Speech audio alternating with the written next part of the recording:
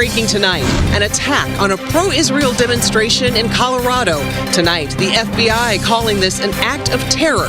This is an example of how perpetrators of violence continue to threaten communities across our nation. Illinois lawmakers passed a new state budget just before the deadline without money for public transportation in the Chicago area.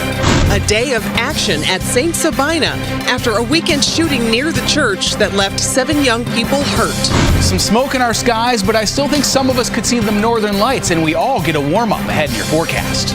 Thousands of runners hit the streets for the Bank of America Half Marathon, showcasing some scenic parts of our city. Love that it's on the west side and get to see a different neighborhood. Live from Chicago, this is breaking news from ABC 7 Eyewitness News.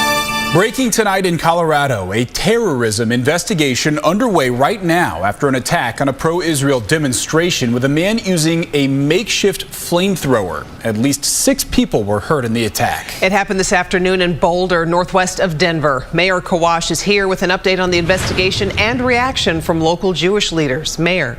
Well, the FBI is calling this a targeted attack, and they say it's being investigated as an act of terrorism. They have a 45-year-old suspect in custody, while 6 victims are being treated at hospitals, their ages ranging from 67 to 88 years old. Federal authorities are now investigating an attack on a pro-Israel demonstration. Live from Chicago, this is breaking news from ABC 7 Eyewitness News. Following breaking news in Boulder, Colorado, where police say a man shouted "Free Palestine" before burning people with what police say looked like a makeshift flamethrower. The attack happened at a busy pedestrian mall.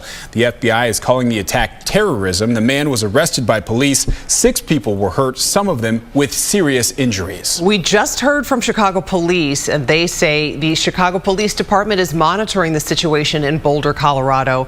While there is no actionable intelligence in Chicago, we have special attention on places of worship. We stand with the victims of this incident and all victims of violence.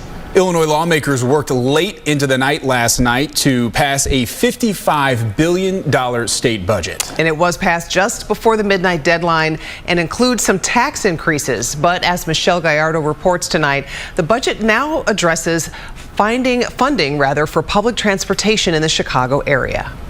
This is a budget that, while technically balanced, may be more significant for what is not in it than what is, namely an agreement on how to pay for the more than 707. A towering agave plant nearing the end of its life is stealing the spotlight in one California neighborhood. At nearly 27 feet tall, the plant has been dubbed the giant asparagus, the nickname since agaves are in the asparagus family. It's blooming out of Oakland and is part of what botanists call a death bloom, a dramatic final flourish before the plant dies. The homeowner says he thinks the plant is at least 30 years old, but could be older. God knows how long it's been here, but yeah, we love it. But this plant is No word yet, though, if the towering stalk could be eventually turned into tequila. I know that's what you were all thinking about after a long weekend of nice summer-ish weather, right? Burn it and make it into mezcal. Let's go. I'd be on the ish. 27 feet tall. That is a lot of tequila. That's amazing. All right, that's our report for tonight. Thanks so much for watching. Be sure to wake up with our morning team tomorrow. Have a great night, everybody.